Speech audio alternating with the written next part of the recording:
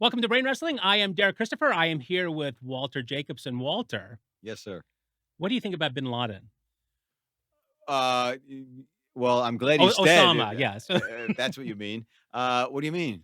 Because now they're saying there was a new poll Oh, that people love him. that 1 in 5 young Americans think that they have a positive view about Bin Laden. That Okay. he tried to do good, but maybe his actions weren't the Well, greatest. you're right. So this speaks to, like, the moron gene or virus that seems to have been infused into people's brains where they come up with the stupidest things to say. There's no critical thinking. This guy was evil. There was nothing good about him, and he's a terrorist, and he murdered several thousand people. So there's no basis for saying that except if you're deranged. Okay, but as a professional, why do you think that the young people are thinking this? You know, the bigger fact is that only 81% have a negative view of him. That means almost 20% of Americans have a somewhat positive or positive view Okay, about Osama bin I Laden. I would blame the universities. It seems to me that they have been espousing an anti-American philosophy to students over decades now that America's evil, white people are evil, white people have destroyed our country and destroyed the world, and that we've oppressed people like Bin Laden. We've oppressed the Palestinians. It's a bunch of bullshit. They've been indoctrinated. They're brain dead. They've been brainwashed. They're the Manchurian candidates. These people who say that this guy's okay. But doesn't it come from the top down? Because remember, the day after 9/11, the Bush administration flew a lot of Saudi family members, bin Laden family members, out of the United States, even though there was a complete shutdown of airspace. Somehow, magically, our government, the U.S. government, was flying bin Laden's family out of America. Okay, so somebody, a conspiracy theorist would say that's because George Bush and the administration were part of this whole plan to cause this terrorist attack so that they can then infuse the Patriot Act and also all sorts of other ways of eavesdropping and controlling people. That this was actually, But is it true? I don't Because know, but did, people did claim Cheney, people the claim industrial that complex, people claim that it was a controlled demolition and it was no airplane do you shit. believe that? I don't know, but I don't disbelieve it because I know the government is sick, mentally ill, and they've caused all sorts of deceptions over decades. They used to, like, in the Iran Contra stuff, and way back with with all the Central American democracies, etc. They would go in there and they would have our people dress up as uniforms of the other side, maim and torture and hurt people, and then say, "See what the enemy is doing." These people But they're are doing sick. it right in front of it. I mean, just recently, look at the Saudi journalist that was slaughtered, and our government let it pass. Look at Ivanka and Jared Trump. Look at them doing business with the Saudi government and allowing that journalist to be slaughtered and just get away with it. You've got Trump shaking hands with the Saudi crown prince. You've got Biden shaking hands with the Saudi crown prince.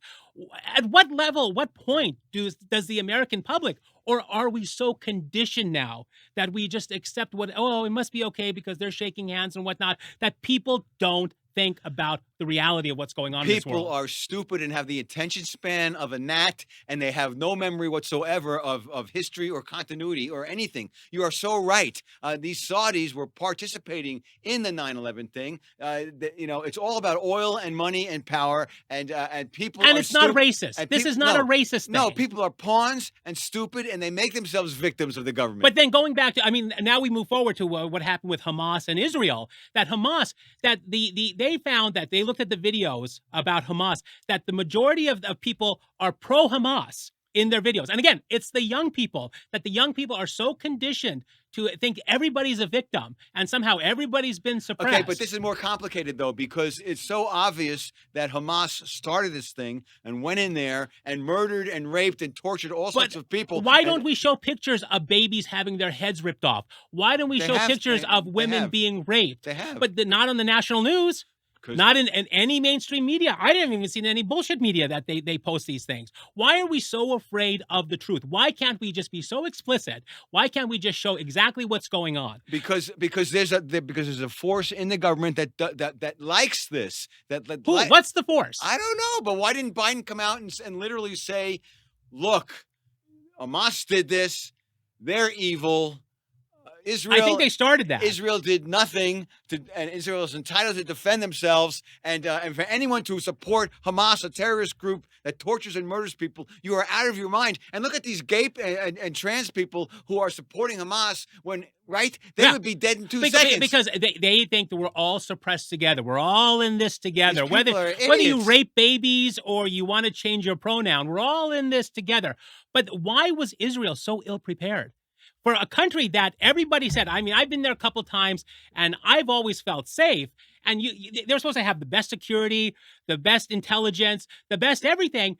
These guys totally got caught off guard. I mean, their own Air Force was looking on TV trying to figure out where to go. But I actually thought that the people that Netanyahu was actually warned that there was an upcoming thing, that something was going to happen. Yeah, that's what they said. They said that they knew that Hamas was planning this forever. They weren't caught off guard. They just screwed up. Was like 9/11? So surely we knew that something was going on. In fact, a month before 9/11, remember there was a memo issued that we're going to be attacked by somebody, and they go, well, we'll just let it go. Yeah, I think it was George Bush. George Bush. Hey, don't worry about it. Yeah, don't worry about it. So why is this I mean, the last 20 years, we have fallen into madness. Absolutely. Because look, there's no spiritual center in our leadership, in our government. Nobody is stepping up and saying, hey, you know what? We need to be moral. We need to be ethical. We need to be honorable and consistent. We need to tell the truth consistently. That doesn't happen. Everyone's out for themselves. Our government is corrupt, and they're just trying to make money and stay in power. And they'll say anything to stay in power. But why is it that people don't? I think when in the 50s and 60s, and I don't know, I mean, it's before my time, but at least from what I've read and what I understand, people were more trusting of the government. They listened to what they said. They knew that there were rules. They knew that there were laws. And whether you liked them or not, you abided by them, because that's what a society does. You have to have parameters. You have to have rules. You have to have law. Okay, what has happened is that everything has broken down. But back in the 50s, when they said smoking is good, doctors, smoking is good. They have been selling us all sorts of crap, knowing that it wasn't good because they were making money. But even though people know it's not good, I mean, the warning signs on cigarettes now are it's like, you will die if you smoke this. People go, I love it. They don't give a shit. Well, and then they want to sue the cigarette company after that. Yeah, it's complicated. But once you get addicted to tobacco, it's kind of tough to get off of it. But I agree with you. It's completely makes no sense to be smoking cigarettes when you know what you do. But my point was that over the decades, it's finally sunk into a lot of people that the government is not your friend, that the government is tied into big pharma, big business. They're going to make deals and tell you everything's sweet. But 10 years later, you're going to find out that there are aliens on the planet. 40 years later, you're going to find out that the CIA killed Kennedy. 40 years later, you find out that UFOs exist. 40 years from now, you're going to find out that these vaccines were not safe, were not effective, and damaged a ton of people. One of my favorite statements I think you've ever made on this show is the government is not your friend. Were they ever a friend of the American public? And if they were, when did it change? And why aren't they a friend of the American public? Because basically the government feels that people are stupid and shouldn't have a say in. So basically, we're no different than China, North Korea, Saudi Arabia. Yeah, we just have the appearance of a democracy. And we think we're voting and making a difference, but I'll say it again: the deep state controls both parties to various degrees. But why do you need the deep state when the actual government itself is treating people like shit? But it's also it's big pharma. It's all these lobbyists. It's just so corrupt. But then, okay. So if that's what you feel, then how is it that somebody like a Trump in 2016 could get elected when he said, "I'm going to crush the deep state. I'm going to do this. I'm going to do that," but somehow the people elected him? And why do you think they elected him? You tell me. But if we're not a true democracy, then how is it that he got enough votes that people thought that if the deep state was afraid of Trump, which they're not, because Trump is just as complicit as anybody else has been into it? I would say, I'm just guessing here, but I would say that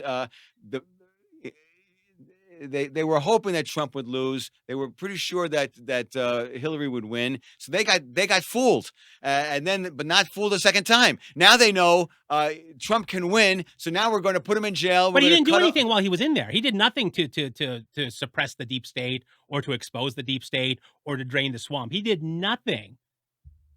So is he part of it now?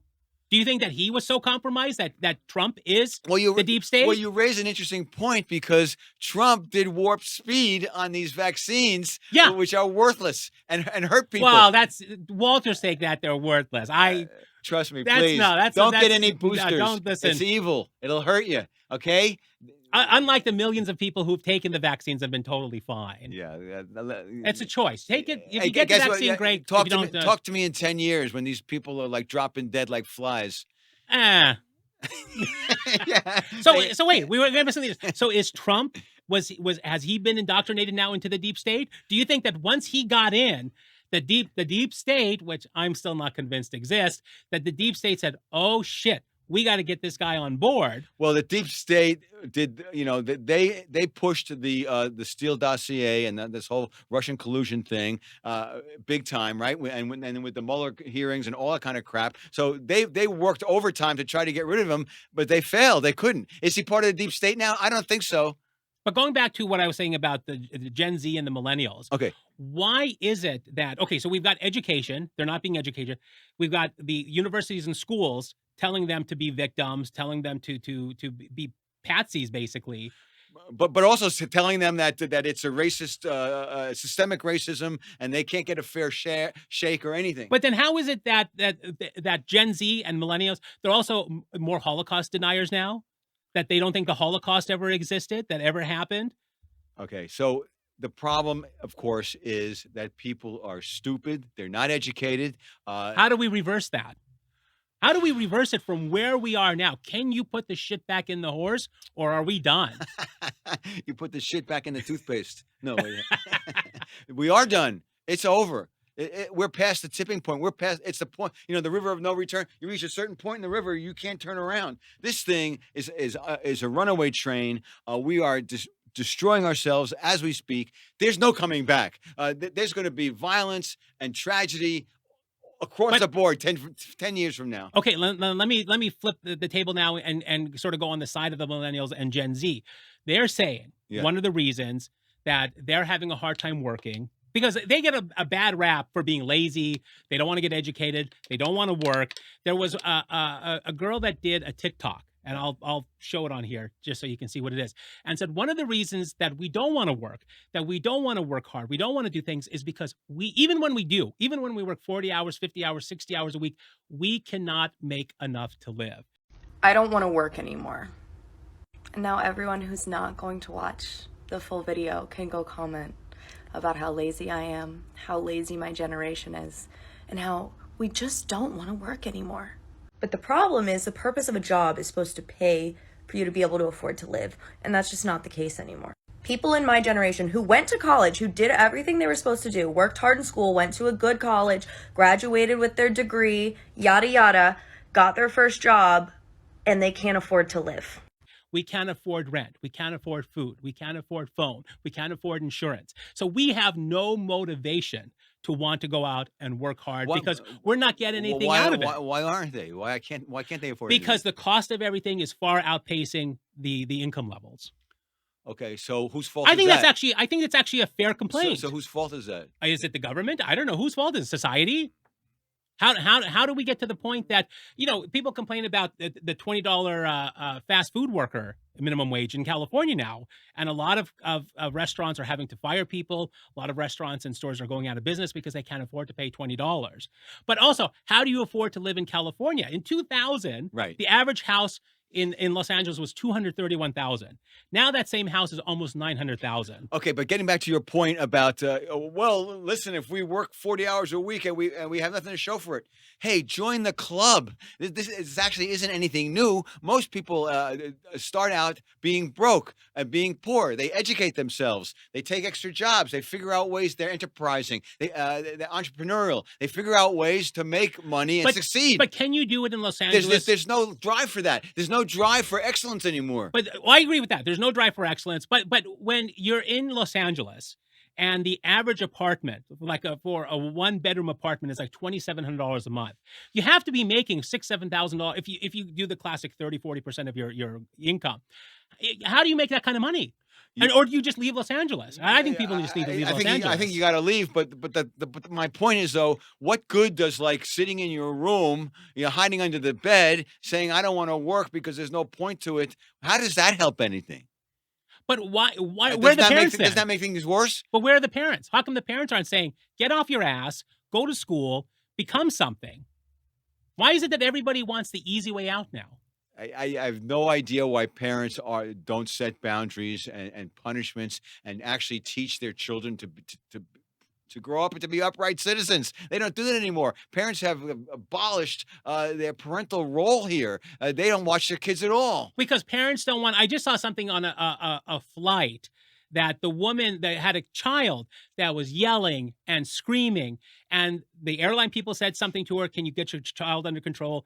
The other passenger said something, and she goes, I don't want to tell him what he can and cannot do because it's going to affect him down the line. He'll have a negative view of flying. What the fuck? It's unbelievable. Did you see the movie? What was it? Old Dads or something with Bill Burr?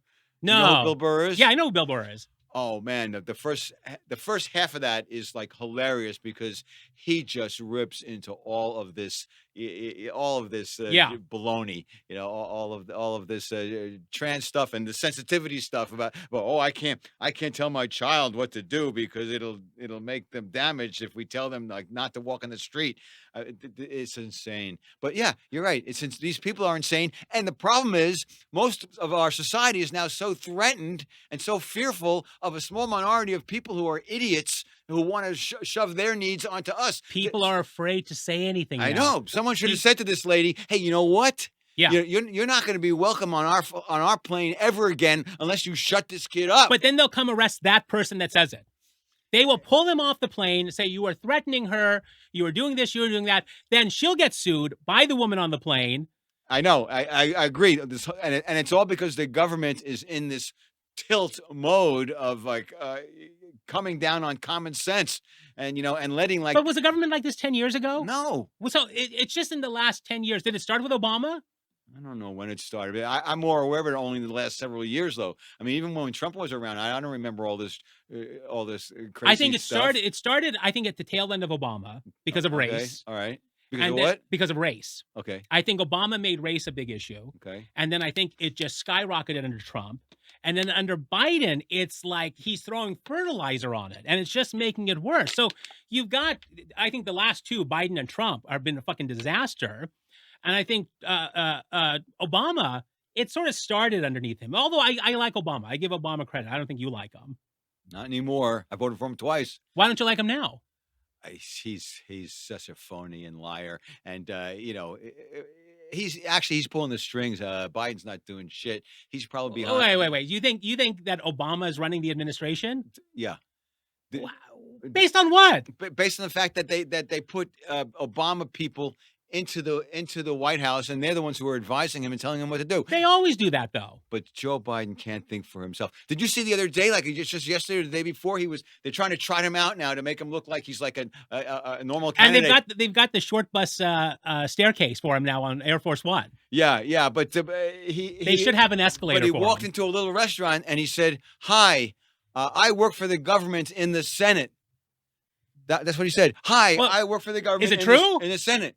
No, it's not true. Well, he's he wasn't the president. In the Senate. No, he's saying now. Well, maybe his dementia is pushing him back, 30 years. Well, that's my point. That's my point. He has dementia, and Newsom and what's her name, Pelosi, and all these people. He's got so much energy, and Jill Biden. He works day and night for the American people, and he's got this energy, and his mind is crisp and clear. What kind of horseshit is that? But we'll end with this: the economy is doing fine, inflation is lower, the stock market is great. Housing prices are fine. Unemployment is down, but people aren't feeling it. You know why? Because next Tuesday there could be an atomic war that blows everything up because no one's minding the store. This guy's an idiot. He's got no leadership qualities. And on that positive note, thanks for watching. Always a pleasure. Likewise. We'll see you next time. Okay.